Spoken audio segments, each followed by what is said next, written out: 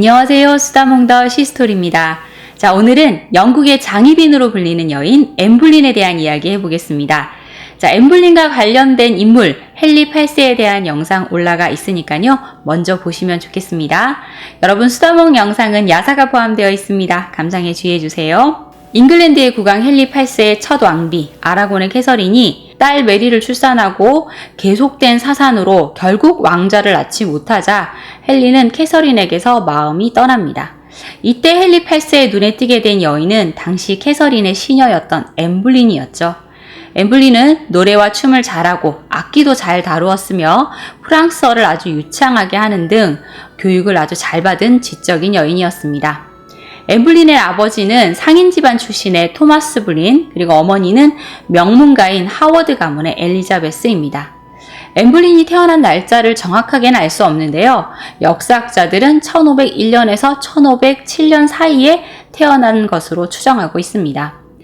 앤의 아버지 토마스 블린은 악착같이 부를 쌓아서 명망 있는 가문과 결혼을 해 신분을 상승시킨 인물인데요. 그리고 이후에는 딸을 이용해 더 높은 곳에 오르려는 욕망을 가지게 됩니다. 이런 아버지의 욕망에 의해 앤블린은 당시 네덜란드를 다스리고 있던 오스트리아의 여대공, 그러니까 막시밀리안 1세와 마리드 부르고뉴의 딸인 마르가레타의 시녀가 됩니다. 마르가레타는 이 어린 앤을 무척 귀여워했다고 합니다. 그리고 재기발랄하고 영리한 소녀로 자라게 된 앤블린은 다시 프랑스 루이 12세의 왕비 메리 튜더의 시녀가 됩니다. 이때 앤블린의 언니 메리 블린도 함께였습니다. 메리 튜더는 헨리 8세의 누이이지요. 자, 그러다가 루이 12세가 사망을 하고 메리 튜더는 잉글랜드로 되돌아가게 되는데요. 앤블린은 그대로 프랑스 궁정에 남아서 프랑스와 1세의 정비 클로드 왕비의 시녀가 됩니다. 그러면서 궁정 예법을 익히고 라틴어와 프랑스어에 능숙한 여인으로 성장하게 되죠. 앤블린은 아주 짙은 색의 긴 머리와 까만 눈동자를 가진 여인이었는데요.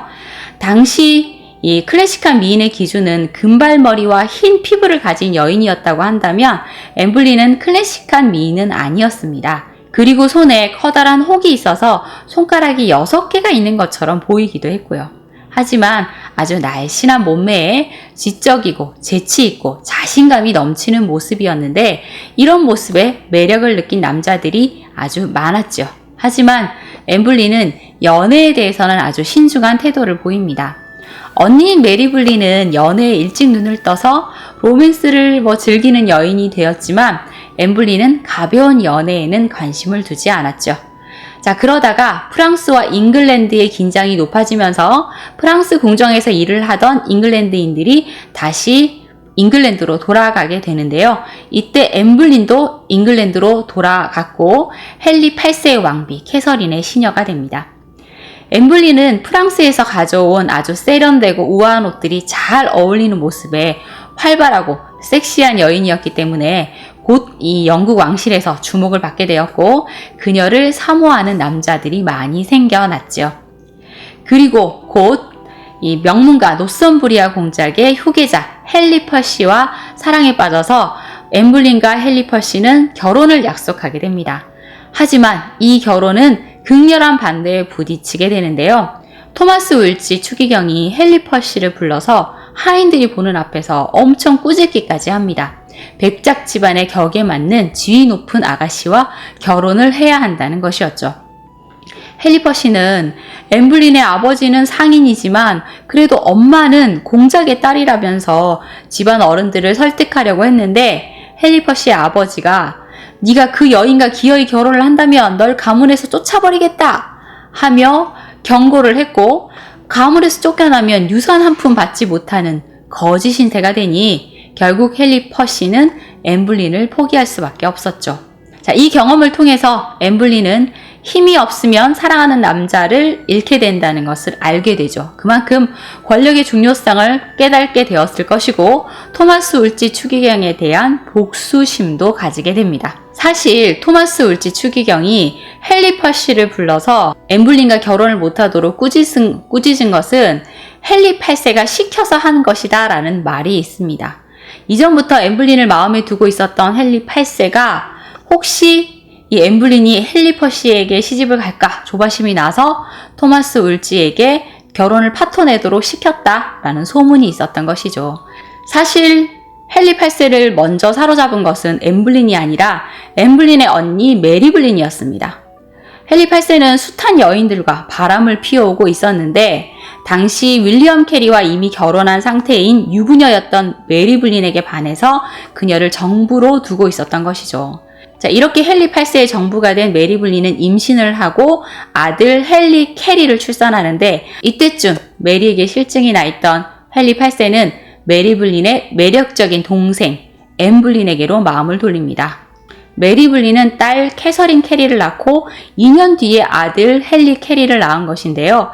이 두 아이가 다 헨리 8세의 자식일 가능성이 많지만 당시는 남편 윌리엄 캐리가 있었기 때문에 공식적으로 인정은 받지 못합니다. 그리고 앤 블린이 왕비가 된 후 메리 블린의 이 공식 남편이었던 윌리엄 캐리는 병으로 사망을 하는데 프랑스 칼레로 놀러간 메리 블린이 윌리엄 스탠퍼드라는 평민 남자를 만나서 몰래 결혼을 해버립니다. 메리 블린이 이렇게 별 볼 일 없는 평민 남자와 결혼을 한 것에 너무나 화가 났던 앤 블린은 결국 메리 블린을 궁에서 쫓아버렸는데요.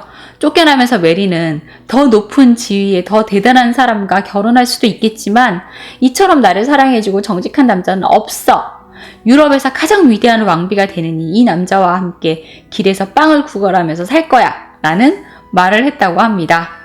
하지만 이렇게 큰 소리를 쳤어도 돈이 없었던 메리 블린은 결국 앤 블린에게 신세를 져야만 했죠. 자, 다시 헨리 8세와 앤 블린 이야기로 돌아와서 헨리 8세는 처음부터 앤 블린과 결혼할 마음을 가졌던 것은 아닙니다. 메리 블린처럼 정부로 삼고 싶었던 것이죠. 하지만 앤 블린은 헨리 8세의 바람둥이 기질을 잘 알고 있었기 때문에 왕비가 되기 전에는 전하의 품에 안길 수 없습니다 라고 단호하게 말을 하죠.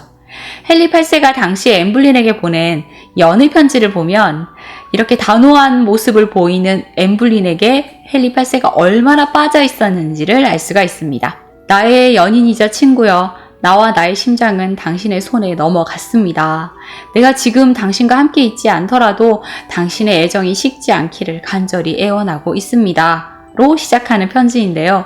중간을 생략하고 더 읽어보면 만약 당신이 진실하고 충실한 연인이자 친구로서의 의무를 다해서 당신의 몸과 마음을 나에게 주시겠다면 나는 지금도 앞으로도 당신의 매우 충실한 하인이 될 것을 약속합니다. 당신 이외의 모든 일을 내 마음과 애정에서 몰아내고 오직 당신만을 돌보며 당신을 나의 유일한 연인으로 맞이하겠습니다.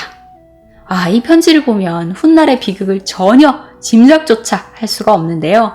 이런 뜨거운 마음이 차갑게 식어버리다니 참 사람의 마음은 알 수가 없네요. 원래 나를 이렇게 대하는 여자는 네가 처음이야 하며 다들 빠져들잖아요. 어쨌든 당시에 헨리 8세에게는 앤 블린 외에 다른 여인들은 눈에 들어오지 않았던 것 같습니다. 헨리 8세는 자신의 정비인 캐서린과 이혼을 하고 앤 블린과 결혼을 하기로 결심을 하는데요. 당시 국왕의 혼인 문제는 로마 교황의 승인이 필요했기 때문에 헨리 8세는 추기경 토마스 울지를 로마로 보내서 교황을 설득하게 합니다. 헨리 8세는 성경의 레위기 20장 21절에 형제의 아내를 데리고 사는 것은 추한 짓이다. 그것은 제 형제의 부끄러운 것을 벗기는 것이므로 후손을 보지 못하리라 라는 구절을 내세워서 자신의 결혼이 부정하다고 강력히 주장합니다. 하지만 당시 교황이었던 클레멘트 7세는 헨리 8세의 이혼 요구를 허락하지 않습니다. 현 왕비인 캐서린의 친조카가 카를 5세인데요. 최강대국 스페인의 국왕이면서 신성 로마 제국의 황제였으니까요. 카를 5세가 눈을 부릅뜨고 보고 있는데 교황이 헨리 8세와 캐서린의 이혼을 허락할 리가 없죠. 교황 측은 아서와 캐서린의 결혼이 이른 나이에 이루어진 것이라서 잠자리를 하지 않았다고 주장을 합니다. 그리고 캐서린의 입장에서는 자신이 이혼을 한다면 자신의 딸 메리는 사생아가 되는 것이니 정말 완강히 버티게 되죠. 자, 이렇게 캐서린과의 결혼이 지연이 되자 헨리 8세와 앤 블린은 너무나 초조하고 화가 났습니다. 그리고 교황의 특사인 토마스 울지 추기경의 충성심을 의심하게 되죠. 엠블린은 토마스 울지가 교묘하게 이혼을 못하게 지연시키고 있다는 말을 하죠. 울지 추기경은 결국 체포되어서 지위와 재산을 모두 빼앗기기까지 했는데요. 다음에 또 바로 사면이 되긴 합니다. 울지 추기경의 사면에 화가 난 엠블린은 울지 추기경의 주치의를 매수해서 추기경이 교황에게 헨리 8세를 파문하라는 편지를 썼다는 거짓 고발을 하게 합니다. 울지 추기경은 결국 런던 탑으로 호송되어 오던 도중 병으로 사망하게 됩니다. 병으로 사망하지 않았더라도 런던 탑에 도착을 했다면 아마 처형당하지 않았을까 싶은데요. 울지 추기경의 사망 소식을 들은 엠블린의 기분은 어땠을지 궁금하네요. 교황의 승인을 얻는 데 실패한 헨리 8세는 교황과 정면 대결하는 길을 선택하게 됩니다. 1520년대 후반 잉글랜드는 부패하고 세속화된 교회와 성직자, 특히 로마 교황에 대한 이 반감과 불신이 널리 퍼져 있었는데요. 헨리 8세는 이런 분위기를 이용해 1529년부터 1536년까지 의회를 소집해 교회 개혁에 나섭니다. 헨리 8세는 교황이 교회의 유일한 보호자이자 최고의 수장임을 선언하고 교회에 관련된 최고 사법권을 장악합니다. 그리고 잉글랜드 교회의 기도책에서 교황의 이름을 삭제하고 수도원을 해산하고 토지를 몰수해버리죠. 이때 큰 역할을 한 사람이 토마스 크로멜입니다. 토마스 크로멜은 엠블린처럼 개신교를 믿는 사람이어서 이 엠블린과 토마스 크로멜의 동맹이 가능했던 것인데요. 크로멜은 야망 또한 큰 인물이었죠. 크로멜은 잉글랜드의 종교개혁과 가톨릭 수도원의 해산을 이끌어냈고 또 교황이 아니라 잉글랜드의 국왕이 교회의 수장이 되어야 한다라는 사상을 지지하게 됩니다. 원래 헨리 8세는 전통 가톨릭 신앙에 충실한 사람이어서 루터를 논박하는 저술로 이 교황에게서 신앙의 수호자라는 칭호를 받기도 한 왕이었습니다. 그런데 이 결혼 문제와 얽히면서 전혀 다른 태도를 취하게 된 것이죠.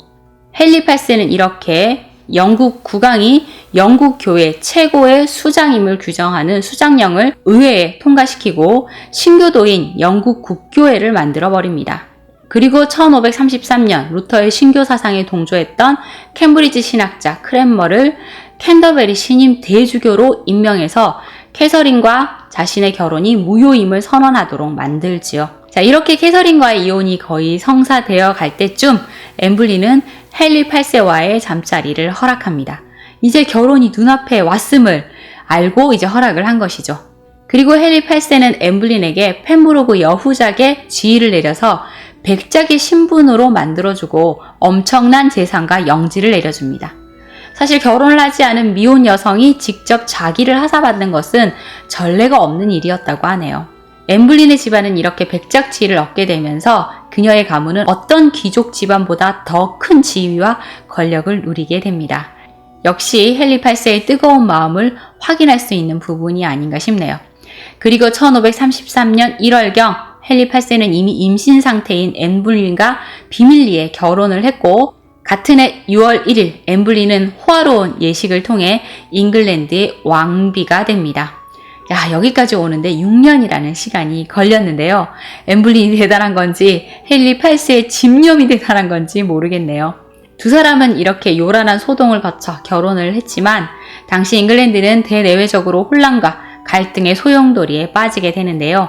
여론은 버림받은 왕비 캐서린에게 매우 동정적이었고 엠블린은 왕을 유혹한 요부의 이미지가 되어 그녀를 싫어하는 사람들이 넘쳐났죠. 특히 가톨릭 신앙에 충실한 고위 성직자나 국민들은 신교도에 호의적인 엠블린을 극도로 싫어하게 됩니다.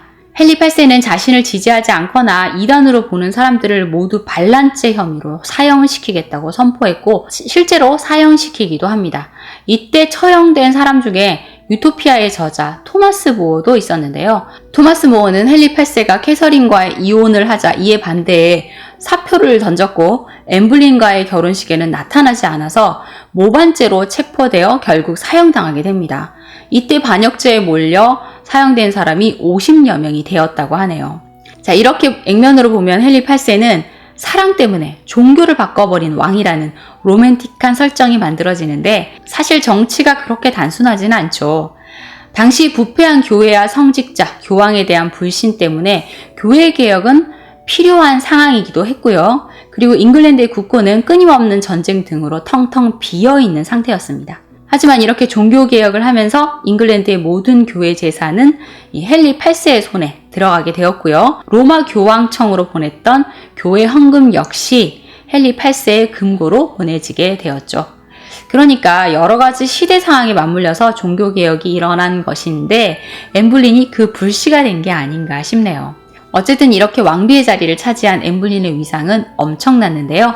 엠블린의 허락 없이 잉글랜드의 정부가 할 수 있는 일은 아무것도 없다 라며 외국 대사들이 혀를 내두를 정도로 엠블린의 정치적 영향력은 대단했던 겁니다. 신교 사상에 동조했던 앤이 이 종교개혁의 동기를 마련했을 뿐 아니라 수도원을 해산시키는 과정에서 주요한 역할을 하기도 했으니까 당시 엄청난 영향력을 행사하고 있었음을 알 수가 있죠. 헨리 8세와 엠블린이 결혼을 한 지 3개월 만에 아이가 태어났는데요. 사실 왕실의 의사들과 점성가들은 아들이 태어날 것이다 라고 예언을 했기 때문에 상속자 탄생을 축하하기 위한 축하 예식이 다 준비가 되어 있었습니다. 그런데 태어난 것은 왕자가 아니라 공주였죠.